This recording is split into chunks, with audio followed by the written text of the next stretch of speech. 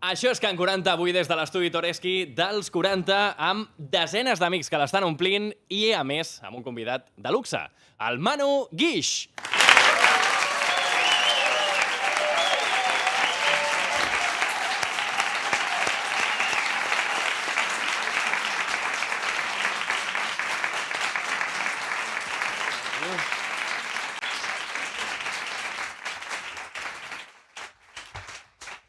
Hòstia, quanta penya, no? Bona tarda. Com esteu? Està guai, no? Està guai. Estic de puta mare, tio.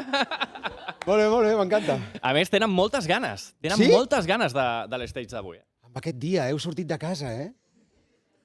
Hòstia, això té molt de mèrit. Que bé, que bé. Jo ho pensava també. Pensava aquest dia, ja Bon veuràs. dia de sofà i manta. Però això vol dir que hi havia moltes ganes de veure't aquí, Quina que ens meravella. expliquis coses, Molt bé. perquè fa setmanes que estem escoltant a la ràdio un satèl·lit orbitant, Sí. aquí als 40. Té un videoclip que, a més, a mi m'ha sorprès molt, perquè jo m'imaginava que et disfressaries d'astronauta, no sé què, i no el fas a la platja. Sí. Això per què? Perquè no hi havia pressupost, Perquè... tio. Va, Manu.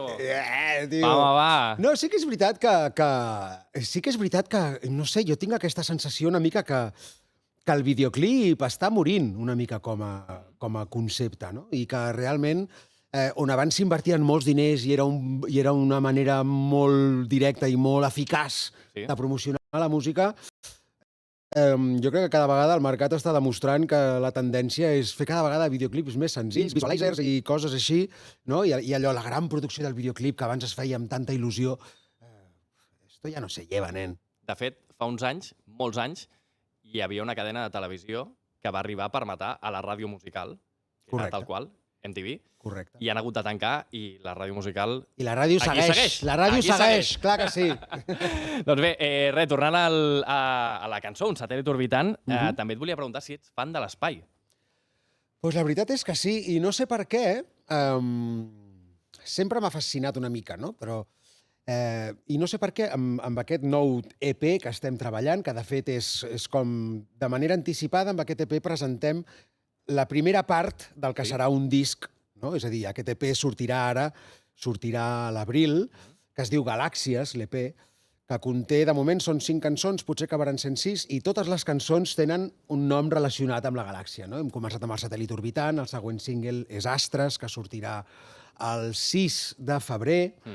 Després hi ha una cançó que es diu Galàxies, una altra cançó que es diu Més enllà dels estels, una altra cançó que es diu Objectiu la lluna, i diguem que és com un fil narratiu que m'ha donat l'excusa per fer aquestes cançons que al final no deixen de ser una mica cançons d'amor. No? Jo crec que són cançons que parlen de l'amor en moltes de les seves maneres, no? De l'amor amb una parella que has tingut, hi ha una cançó que parla d'una nit desinhibida i de practicar sexe en grup, una altra cançó... Sí, saps? Totes són autobiogràfiques? Són autobiogràfiques totes? Ojalà.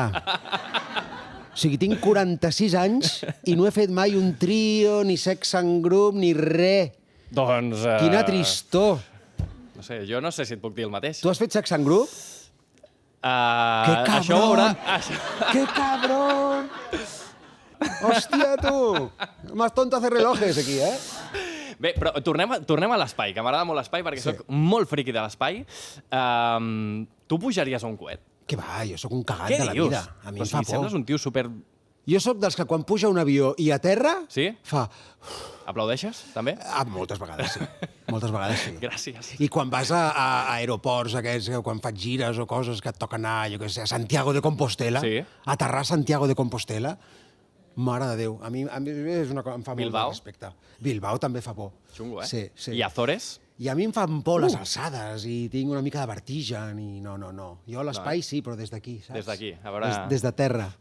Jo fliparia si em donessin l'oportunitat de dir... Tu faries? Buah. Tu t'atreviries? Jo és que volia ser astronauta. Allà a veure la curvatura de la Terra? Sí. Jo volia ser astronauta, no vaig entrar per nota, per molt poc. M'ho dius de veritat? T'ho juro, sí. Hòstia. Jo anava a estudiar aeronàutica. Ui, bo. Sí, em vaig quedar a 3 dècimes. Així que els que heu d'estudiar, estudieu fort, perquè si no acabareu com jo, sent locutor dels 40, que està molt bé, D'astronauta a aquí. però no pots veure la Terra. Mira, no sé, potser algun dia sí, El primer cantant astronauta estaria guai, també. Home, molaria un huevo, la veritat, sí. Però a mi em fan molta por aquestes coses. Doncs, a veure, tornem a la Terra. Tornem, a més, a un lloc que jo crec que passes més hores que a casa teva, Sí. que és el teu estudi, Sí. que el comparteixes amb el Roger Rodés, pràcticament compartiu vida. Sí, no? sí, absolutament. Les persones que més veus. Sí, sí, des de fa 30 anys. I com és treballar discos d'altres persones o posar-vos a treballar en el teu disc. O sigui, quina diferència hi ha de dir, ara faré el meu i ara hem de treballar per un altre? És tan diferent? La veritat és que no. L'única diferència és que doncs un és per mi i l'altre és per un altre, no? Però la manera de treballar que tenim és la mateixa. Per exemple, el Roger i jo, que com a productors estem començant a treballar amb molta gent, però amb qui més treballem i que estem compartint la carrera des de l'inici és amb el Nil Moliner, i tenim una manera sempre molt... Sempre fem una mica el mateix. Jo tinc una casa a la muntanya, al Pirineu, a Planoles, Sí. i amb el Nil sempre hi ha 2 setmanes l'any, no? Sempre fem un stage de primavera-estiu i un altre stage de tardor-hivern, que ens en anem a Planoles a compondre molt, sobretot, i allà estem tancats i en 4 o 5 dies pues, creem cançons noves, les comencem a produir allà a Planoles mateix i després sí que baixem a Medusa i es graven totes les coses que s'hagin de gravar bé, es mescla bé, etc. I ara, per exemple, amb el Roger doncs, me'n vaig anar a Planoles la setmana passada, en aquest cas per treballar per mi, no? per fer per aquest EP que estic encara confeccionant, que hi ha diverses cançons que encara estan en fase de producció i això, però la manera de treballar sempre és la mateixa. Jo tinc una cosa que penso que és una de les grans sorts que tinc a la vida, és que jo treballo amb els meus millors amics. Saps? És a dir, jo... És una gran sort, aquesta. La meva vessant musical d'estudi, de producció, de composició, tot el que faig de música, ho faig amb el Roger Rodés, que és el meu millor amic, i tot el que és teatre, musicals i tot això, ho faig amb l'Àngel Llàcer, que és l'altre meu millor amic, que és el meu germà gran, no? Sí. I crec que això és una immensa sort, perquè ja de per si em dedico a fer el que més m'agrada i per mi treballar no és treballar, però és que a sobre treballo amb els meus millors amics. I això és meravellós. Això és increïble. I em passa també quan faig un OT, per exemple, amb la Noé. Clar. Jo, si treballar amb la Noé és treballar amb una amiga que m'estimo tant i que, joder, i penso, quina sort, no? I realment em sento molt afortunat en aquest sentit. Que guai. La veritat que és una gran sort. Després parlarem del Nil. Et vull preguntar pel Nil. Perfecte. Però abans, tornant al teu disc, tu ets dels que és més crític amb un mateix que quan has de treballar amb algú altre? O sigui, tu ets capaç de trobar el punt just de dir vale, no cal que tornem a repetir aquesta presa. No cal. Ja està, fins aquí. O estaries allà hores i hores i algú altre t'ha de dir para, mano, ja està perfecte. La veritat és que cada vegada menys. És a dir, jo quan començava sí que era molt exigent, no? I buscava molt la perfecció.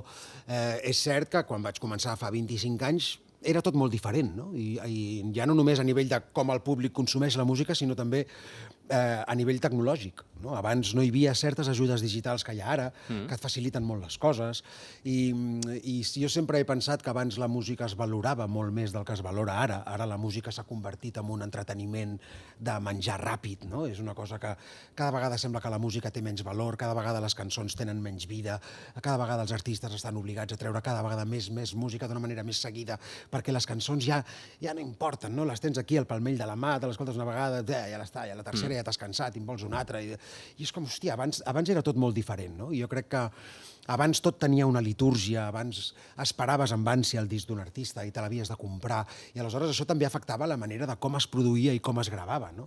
Tu dedicaves aquest esforç perquè sabies que això tenia una certa transcendència en la vida de la gent. I cada vegada menys.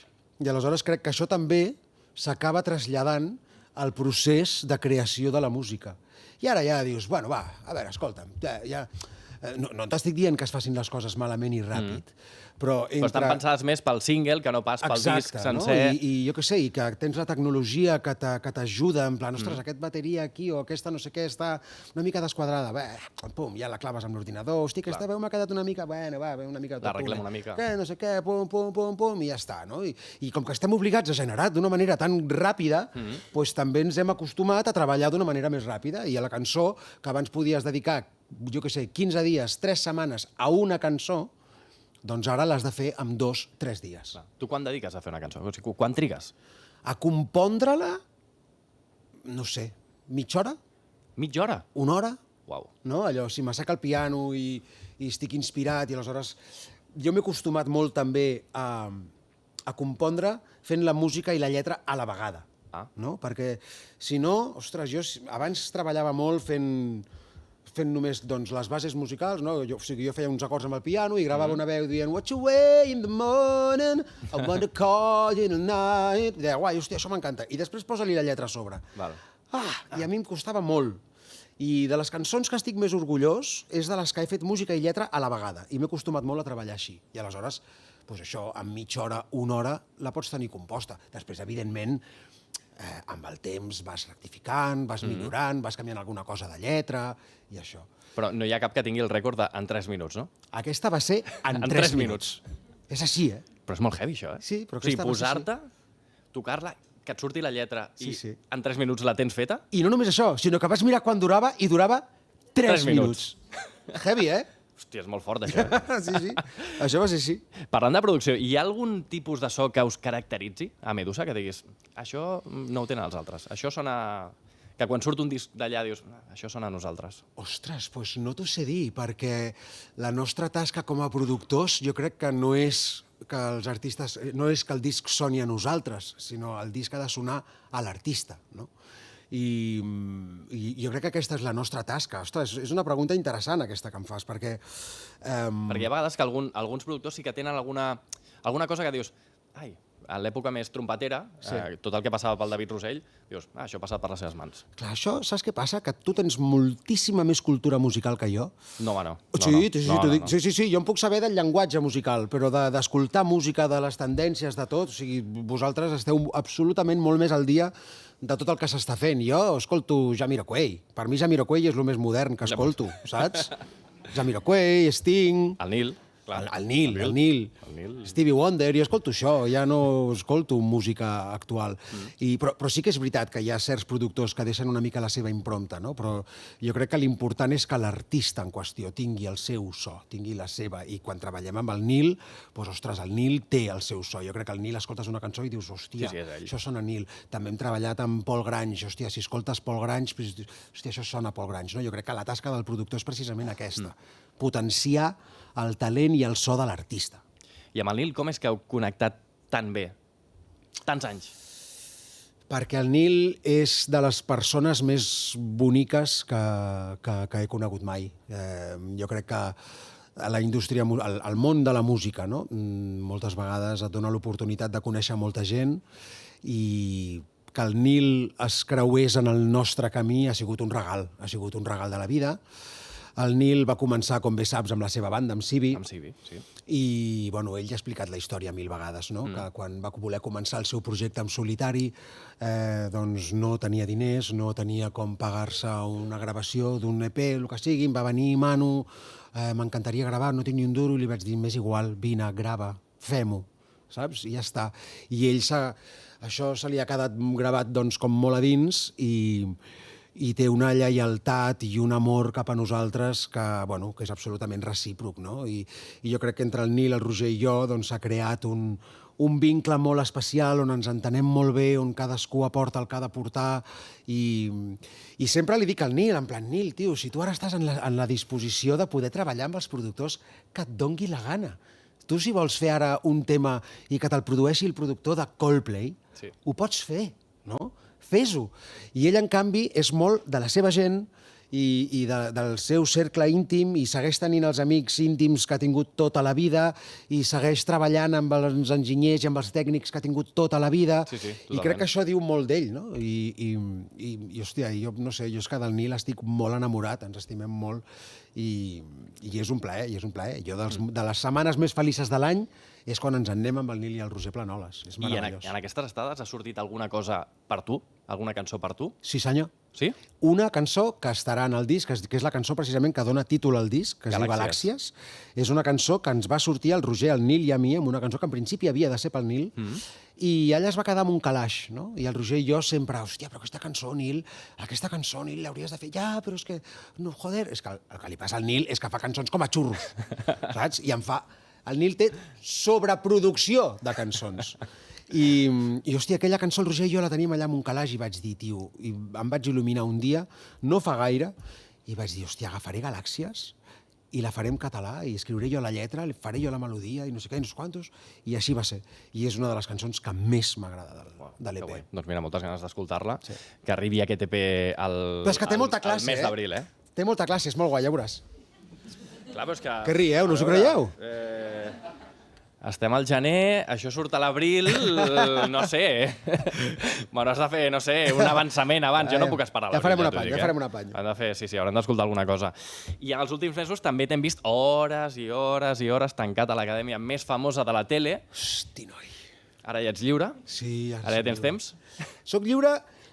Perdó. Soc lliure entre cometes, perquè... A veure, és veritat que sí, s'ha acabat l'edició.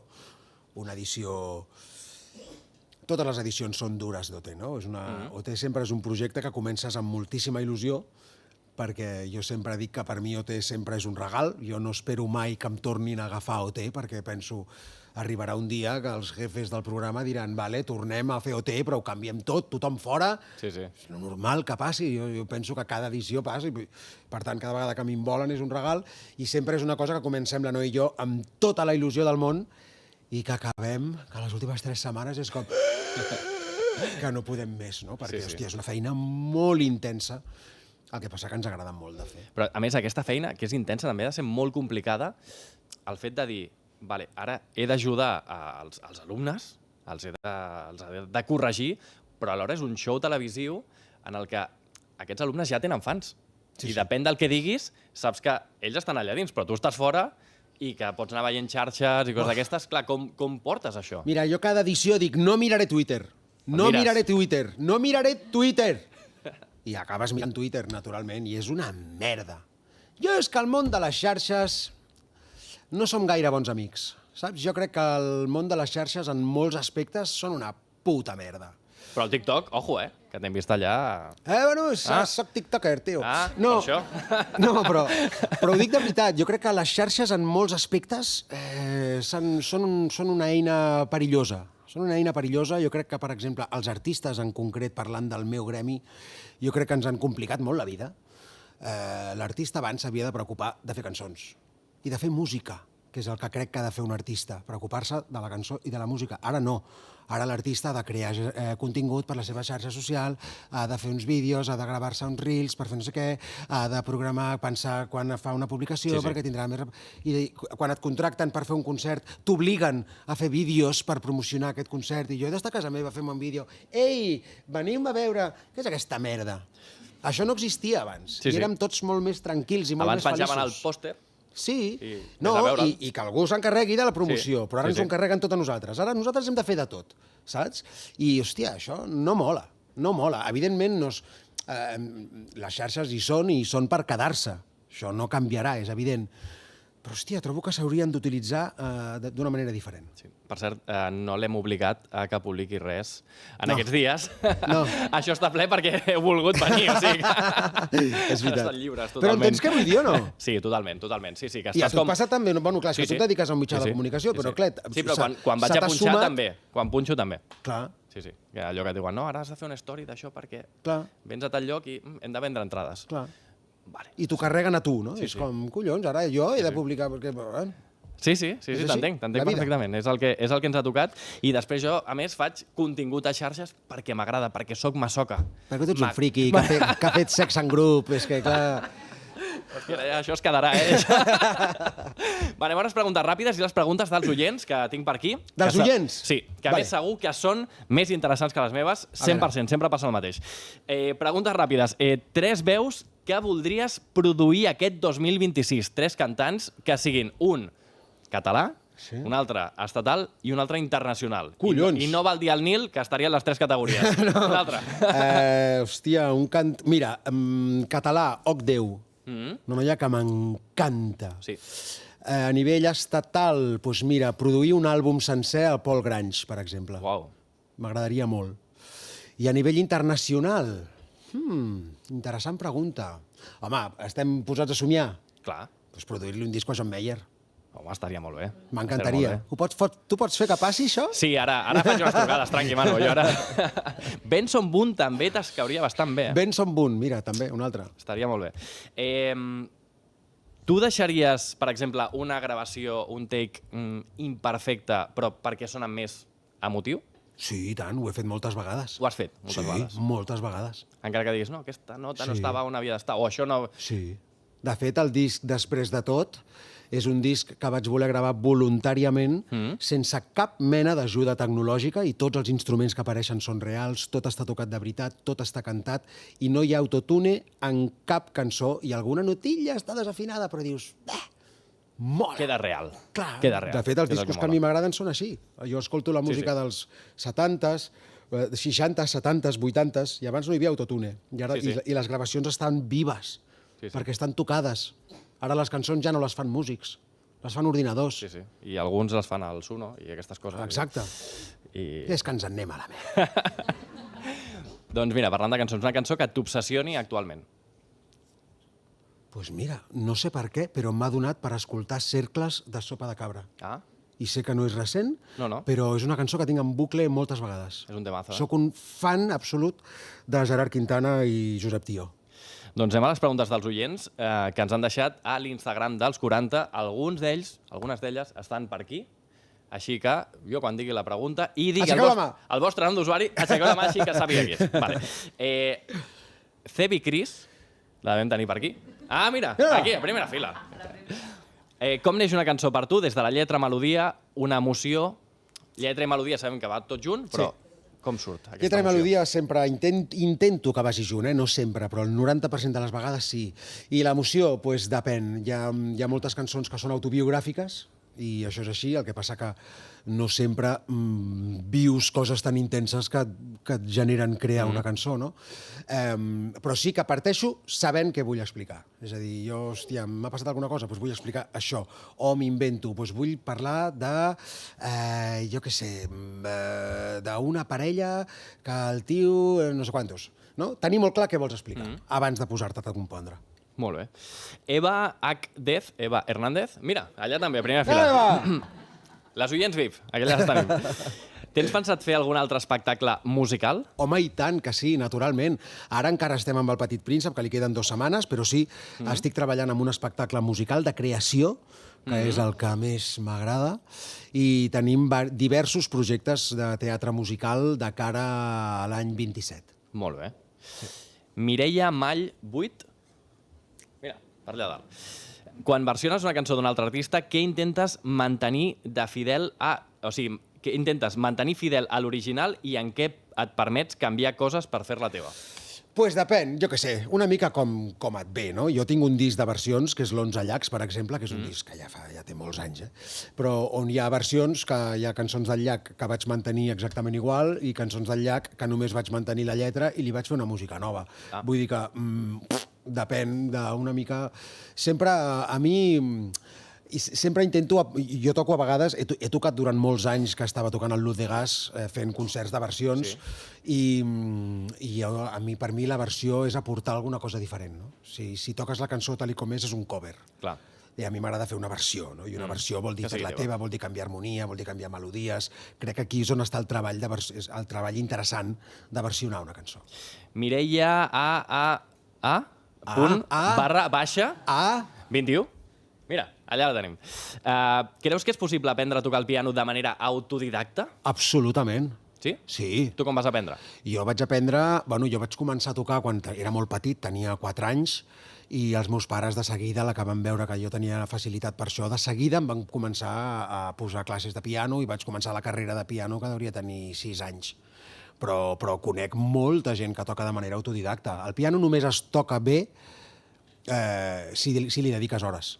Després et poden ensenyar més tècnica o menys tècnica, però si tu dediques hores, encara que sigui tu sol o mirant tutorials a YouTube, naturalment que es pot aprendre. J. Carles Lobón. Ah, mira, aquí, també, un altre VIP. Quina és la cançó més difícil que has tocat mai? Hòstia, la cançó més difícil que he tocat mai? Pues segurament algun estudi de Chopin quan estava fent la carrera de piano. No rieu, no, allò sí que era difícil, hòstia. Se't creuaven tots els dits, Sí, sí, sí, hi havia coses realment... Jo, de fet, la carrera de piano no la vaig acabar. Jo era del pla antic, del pla del 66, per tant, la carrera de piano tenia el grau elemental, que era de primer a quart, el grau superior, que era de 5è a 8è, i després hi havia el que en deien virtuosisme, que era 9è i 10è. Jo vaig arribar a 8è i vaig dir, mami, fins aquí, perquè ja arribava a uns nivells que o practicaves 5-6 hores diàries o era impossible. I jo estava fent primer de BUP. Clar. I no podia amb tot. No es pot, no es pot. I a part que no la suportava. No. Jo volia tocar Nirvana, saps? Que estudis de Chopin i... Hòstia, va ser una tortura. Elia TMSN, allà darrere. Quin és el musical que has vist que més t'ha marcat? Ostres, és que... no ho sé. Mira, si parlem de pel·lícules musicals, Sonrises i làgrimes. És la pel·li de la meva vida, jo crec. Sonrises i làgrimes i Matrix. Són les meves dos pel·lis de la vida. Les meves dues serien, a nivell musical, Gris, Vale? perquè la vaig veure que era molt petit i als meus pares li agradava molt, i sempre m'ha marcat. I després, El show de Truman. El show de Truman, eh? Sí, tio, és una pel·li... És un pel·liculón. Buah. Sí. I a vegades que penses, serà això el show de Truman? El tenim fàcil, mira, càmeres i ja està. I no sé, i de teatre, doncs mira, em va impactar molt tant la pel·lícula com la versió de teatral que vaig veure a Londres de Moulin Rouge, per exemple, que em flipa. boníssima. I a mi em va impactar, jo vaig veure Broadway, protagonitzat per Idina Menzel, fa molts anys ja, Wicked, i em va semblar una meravella. I encara no he vist la segona part de la pel·li. Jo tampoc. Hòstia, però la primera sí? Em vaig quedar quan sortien per allà i... Però la primera la vas veure? No vas flipar pepinos? Sí. Jo vaig flipar pepinos. Sí. A mi em flipa Wicked. Sí. Jo no m'esperava que fos tan flipant, la pel·li. Al final de la primera pel·li. Al final, bueno, Mare és igual. Déu, amb el Defying Gravity. L'heu vist o no? Heu vist Wicked? Hòstia, és una meravella. I Stranger Things?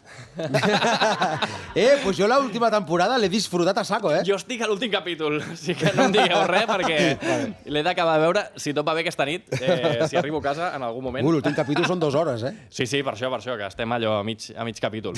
Les últimes 3 preguntes. MJBF19. Mira, allà al mig la tenim. Faries un musical agrupant algunes de les teves cançons? Ostres. Pues no ho sé. Jo crec que no. Perquè a mi el que m'agrada de fer musicals és inventar-me'ls.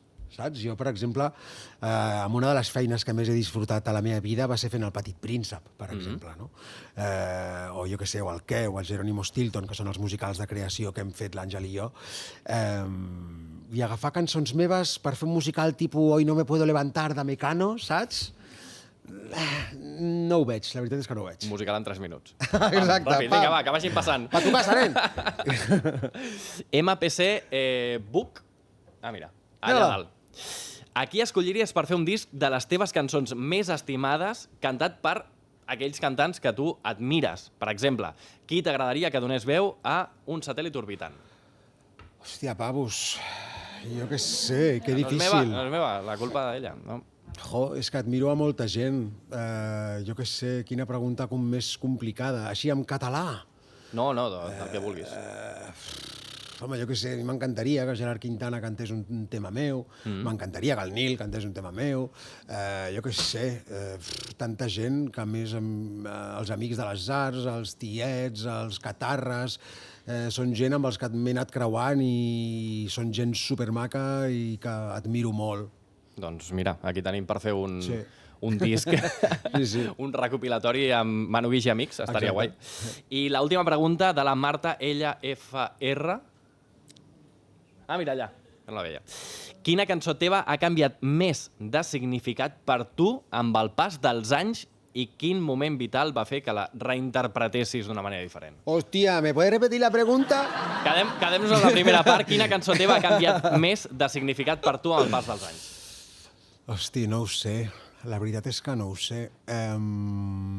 Totes te les sents igual que quan les vas fer en aquell primer moment, quan les estaves...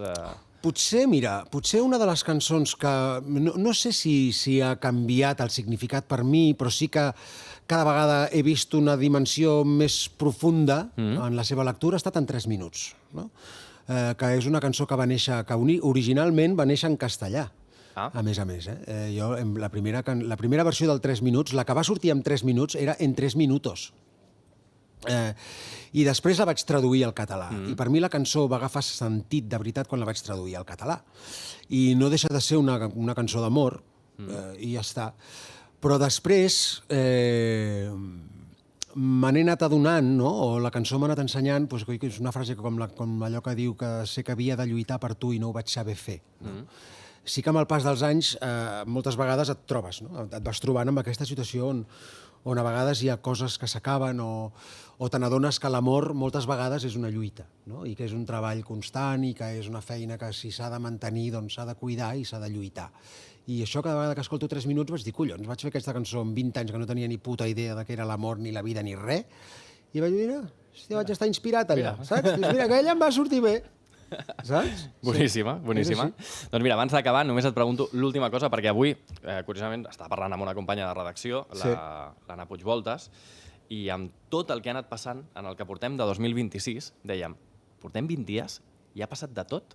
És que és increïble, sembla que hagi passat un any, quan mires totes les notícies, tot el que està passant arreu del món, però a partir d'ara, a partir del dia 21 d'aquest 2026, tu què li demanes aquest any? Uf, que difícil. Què li demano aquest any? Jo què sé. Jo li demano sentit comú a la gent, no?